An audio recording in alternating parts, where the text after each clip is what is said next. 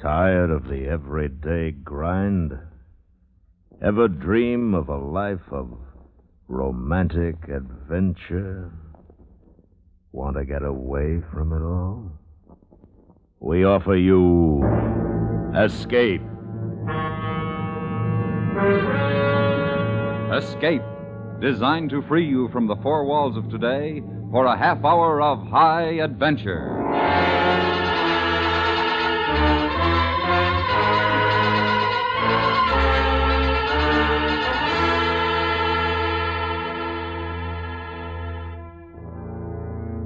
You are running from an unseen enemy, frightened and alone, living from day to day, while your pursuer, unrelenting and murderous, is gaining on you, ready to trap you in a place from which there is no escape.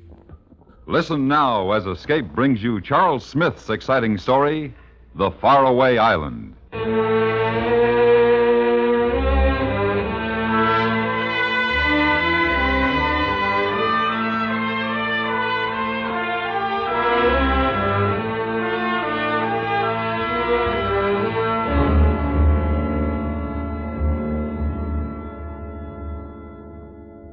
Time is the important thing. If you don't know it now, you will when you've reached the 50 mark. That's why the money was so important. It would give me time. With it, I could return to a life I had lived 6 years before, during the war, on the island of Amoka.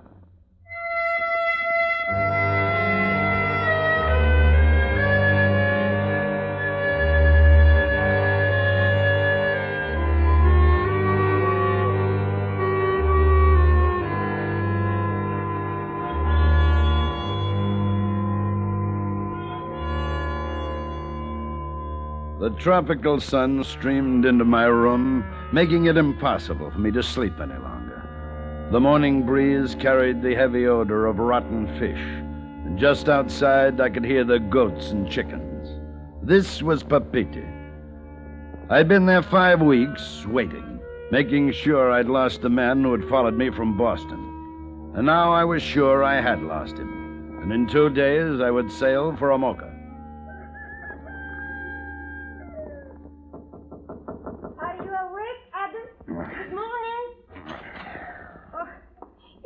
Man, get up. You promised to buy me breakfast. Don't let Mama Tita find you here. Oh, she knows I'm here. She told me where you were, and she said I might wake you. Give me a cigarette. How do you feel? Terrible.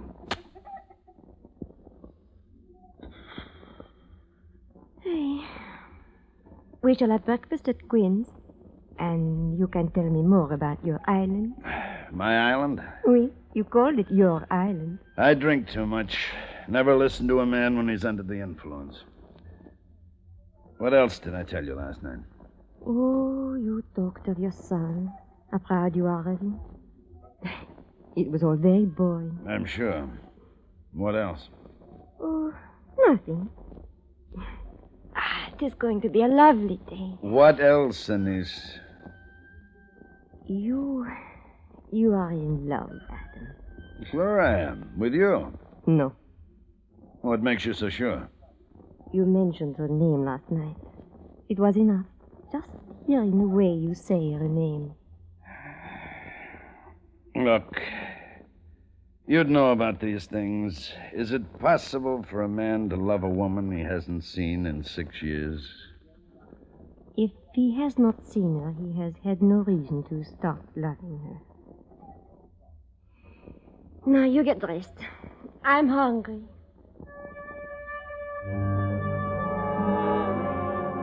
I watched her leave the room, and in watching, compared her to Moeva of Amoka. The Moeva of 6 years ago. It was an unfair comparison.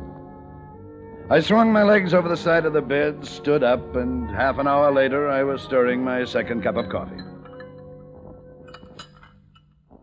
You said last night that you were going to leave Tahiti soon.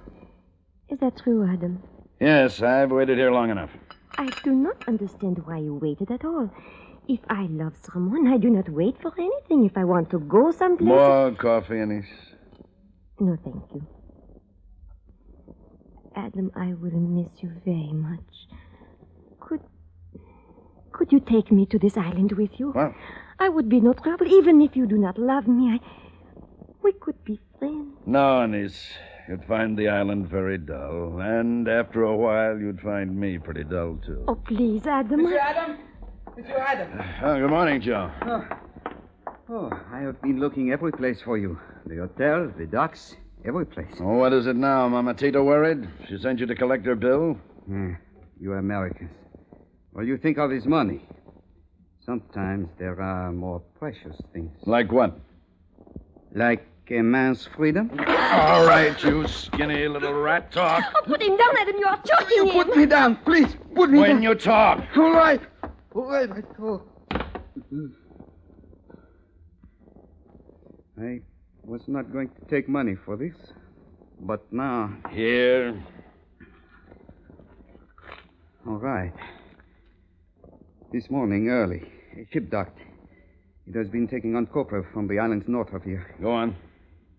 I was there at the docks, and Keep talking. this man, this American, I heard him asking questions. Where could he find the American who came here from Tonga River 6 weeks ago?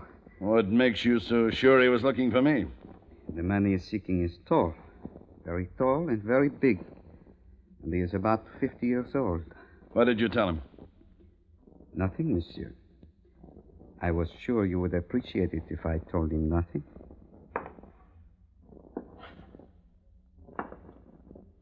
Anise, you still want to go out to that island? Oh, oui. There's a ship leaving today for Rarotonga. We'll be on it.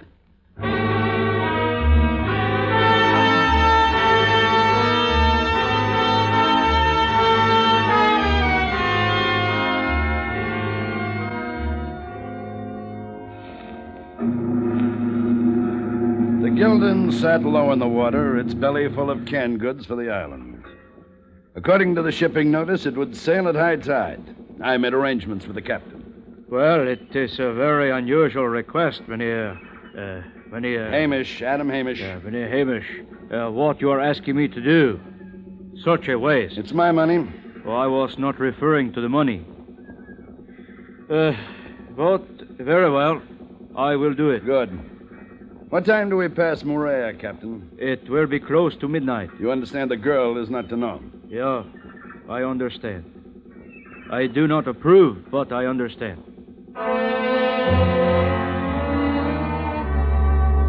An hour later, we weighed anchor, and I saw Joe on the dock.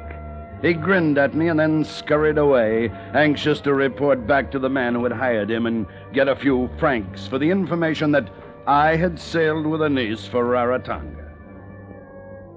Then the night came bright and clear, and it wasn't long before the great shadow that is Moorea Island appeared off our port bow. Stop all engines.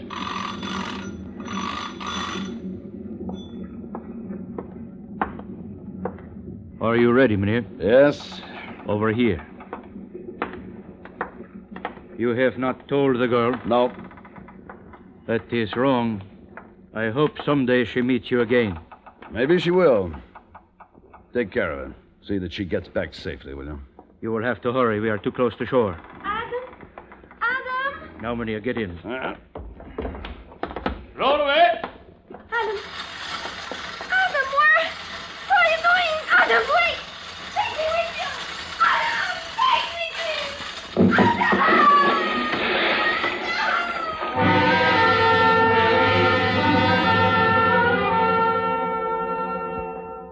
2 weeks later, I boarded the only schooner that services Amoka. 5 days out, we put in at another island to pick up a passenger. Then we put out to sea again. I was sitting on deck watching the porpoises race alongside. Good morning, sir. Morning? Mind if I join you? No.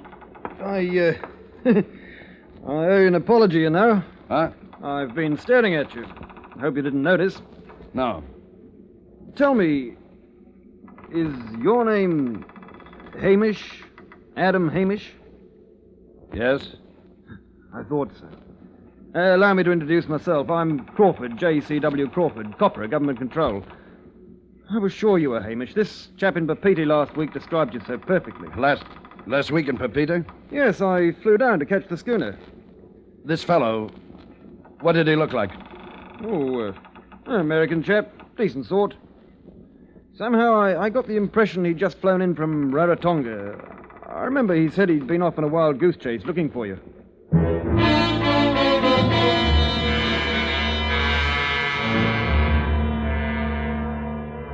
The ships that sail the southern waters usually carry a well-stocked armory. The skipper of this one liked rifles, liked them so much that he wouldn't part with one for less than $300. But for my purpose, it was worth the price. Good shooting. You hit him right forward to the dorsal fin. There's another over there. Care to have a try? No, thanks. I'm a rotten shot. Captain says we'll be landing tomorrow. You intend staying on Amoka? Yes, I do. Good. I'll have someone to talk to when I come by every couple of months. Have you been there since the war? No, not since 44. I hope you won't be disappointed. You know, when you Americans left, it seemed to take the heart out of the people. Have you ever lived on the island? Only for a bit in 1949 it was. Did you ever know a woman called Maeva? No. Can't say that I did. Native woman? Uh-huh. Oh. I see.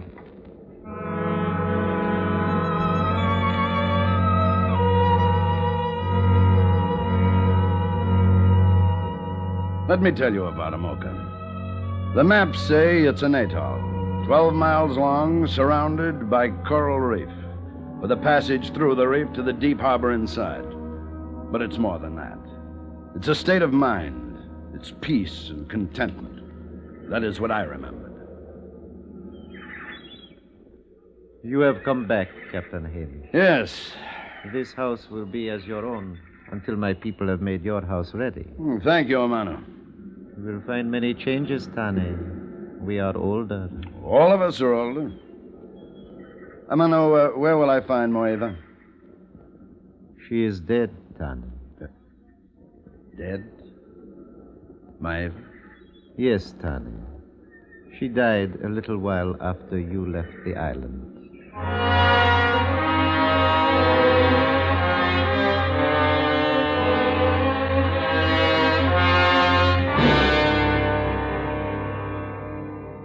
They had buried her on a hill overlooking the bay. I stood for a long time looking at the ground in which she was lying, and in that place the memory of her was sharp and clear, but it was only a memory. Those first days I walked around the island, it wasn't the same. With Maeva, I'd never noticed the flies, the heat, and the quick torrents of rain. But the people hadn't changed. They still walked with an unmatched dignity, and I was glad to be home. 8 weeks later, a schooner sailed through the passage in the reef. Through my binoculars, I could see Crawford on the deck, and standing beside him was a taller man. Captain Hamish. Yes, I see it. You will go to the dock, Tane? No, I will wait in my house. Tell your people that if anyone should ask for me, I will be here in my house. Yes, Tane. I watched and I waited until the tall stranger started walking slowly up the beach toward me. When he reached the whitewashed stones that marked the beginning of my land, I raised the rifle to my shoulder. My finger slid across the trigger, and then I saw his face. This man who had followed me across half the world was my own son.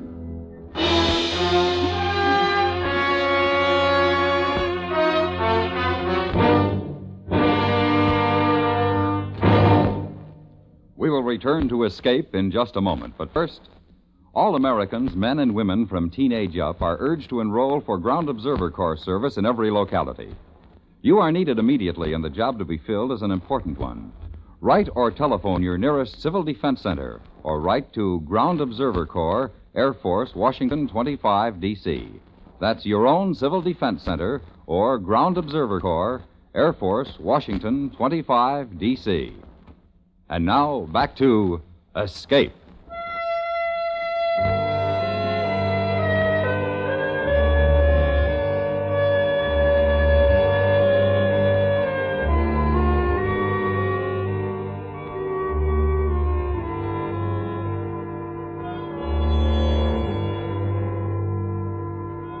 I sat there watching as my son slowly made his way up the path to my house. Then I went to the door, the rifle still crooked across my arm. You're a fool! I could have killed you easily. You still can. Do it now. You'll never get another chance. Well, what are you waiting for? Paul! You know why I'm here. Take you back. You're ready. We'll leave now. If not, you better use that rifle.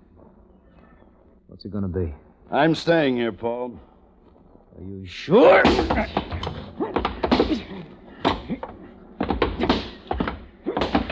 We fought silently as men do who are convinced their cause is right. He was taller than I remembered and heavier, but he lived too much in the city. It didn't last long. I took some rope and bound his arms and legs, and then I threw a cup of water in his face. Come on, snap out of it. You're not hurt. Well. Oh. You're not taking any chances, are you? No. Think the schooner will leave without me? Yes. We might as well make the best of this, Paul. We're going to be stuck here together for 2 months. Untie me. I will. After the schooner has cleared the harbor.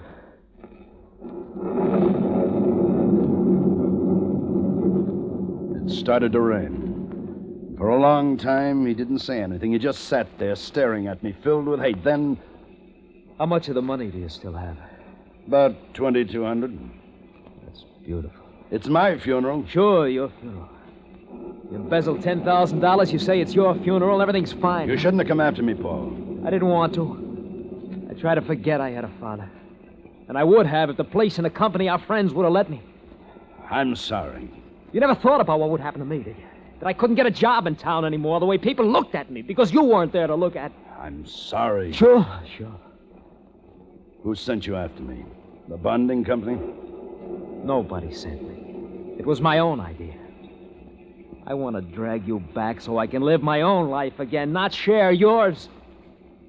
What made you do it? Why did you do it? You wouldn't understand even if I told you. Why not? Because you're too young.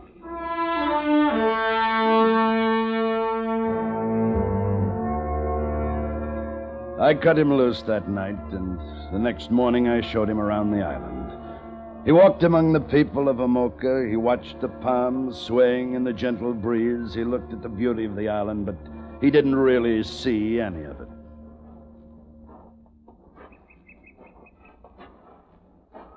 Here. This spot here. This should do it.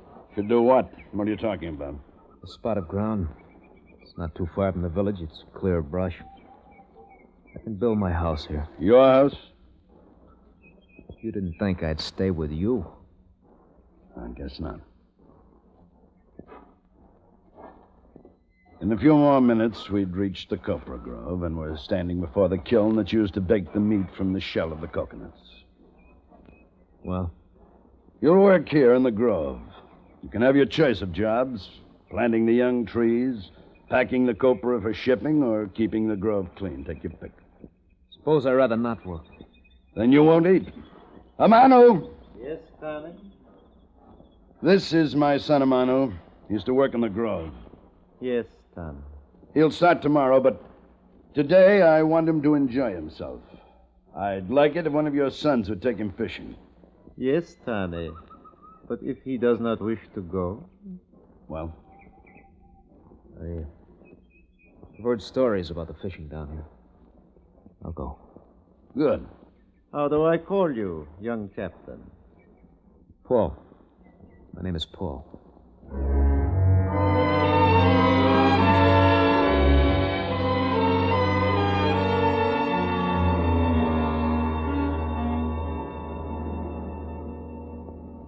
Whiskey? Yeah, please.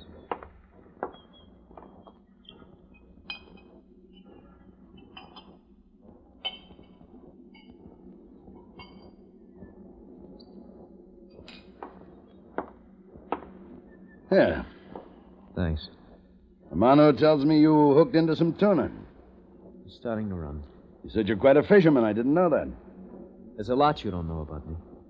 We never had much of a chance to get acquainted, did we? Between the war and then when I came home, not much of a chance. No, not much. Have you decided about your work on the Grove? What you want to do? Amano said that apprentices start by keeping the grove clear of weeds. I'll do that.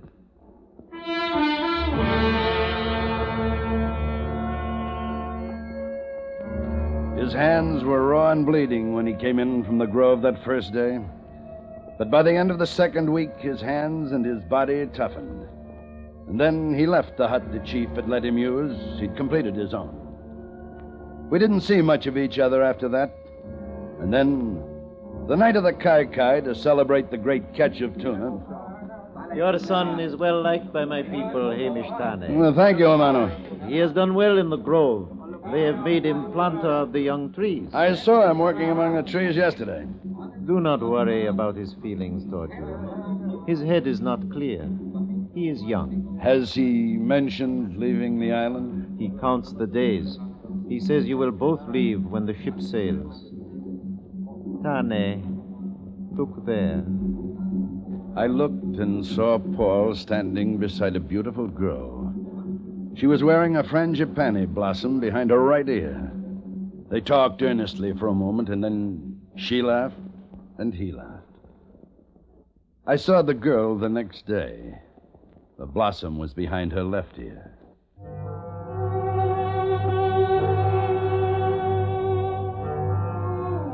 The days and weeks passed.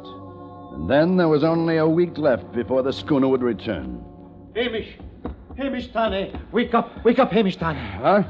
What is it? The copra, the grove, insects, Tane. Many, many insects that will destroy the grove. Come on! There are 100 things that can happen to a grove of young trees, and the worst of them is the invasion of these tiny, vicious termites. No one knows where they come from. They appear suddenly and without warning, and there's only one thing to do. You burn the young trees that are infected. And here, Tane, see, this one. Bring that kerosene over here. Here, give me that. All right, get back, Amano. What are you doing? You crazy? Over here, Tane. Why are you doing it? Stop it. Hurry, Tane. Bring the kerosene, Paul. No, I won't let you do it. I won't let you burn the grove. Tane. Get out of my way. I said no!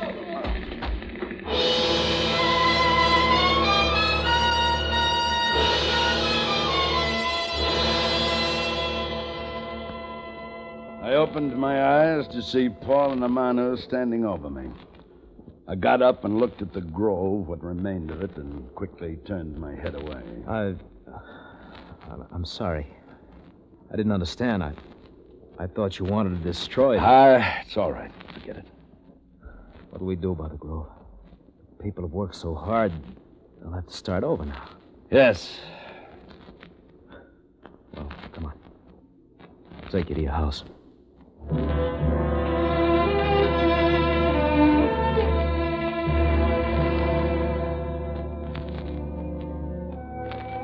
I stayed close to the house for the rest of the week.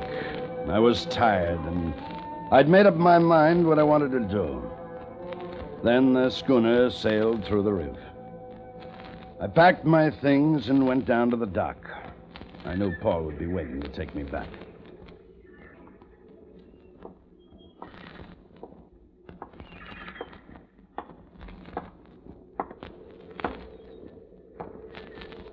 You came down early. Yes.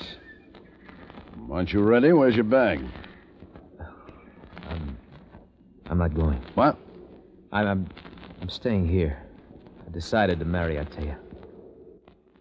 You've given this some thought. You're sure? Yes.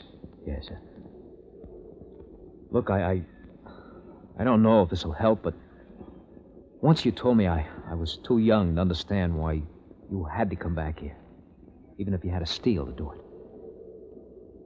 Well, I understand now.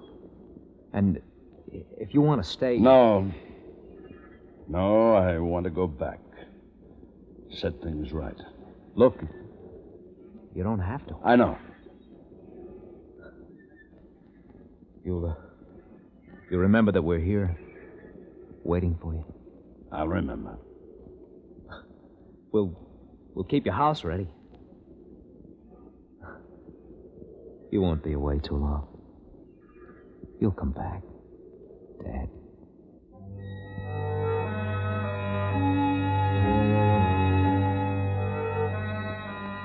I went aboard the schooner and watched as he walked back toward the village. At the end of the pier, a slim figure joined him. They crossed the beach and went out of sight into the ponds. The girl, Itea, and my son, Paul.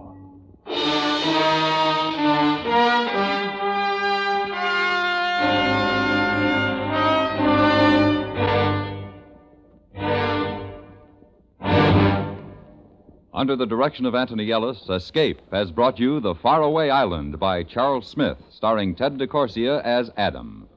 Featured in the cast were Anthony Barrett, Edgar Beria, Marion Richmond, Vic Perrin, Jack Crucian, and Richard Peel. The special music for Escape is composed and conducted by Leith Stevens. Next week... You are alone with a murderer, a man who has killed your brother, and against whom you have sworn revenge. While unknown to you, your enemy is plotting his own move, which, if it succeeds, will mean defeat for you, and an end from which there is no escape. So listen next week when Escape brings you Peter B. Kine's exciting story, 1/8 Apache.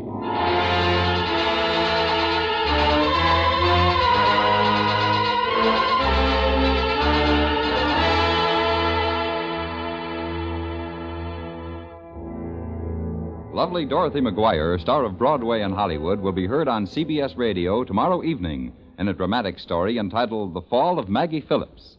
It's another in your Lux Summer Theater series, so be listening for it tomorrow night on most of these same stations. The Fall of Maggie Phillips, starring Dorothy McGuire. This is George Walsh speaking. And remember, for suspense all summer, hear Crime Classics Monday nights on the CBS Radio Network.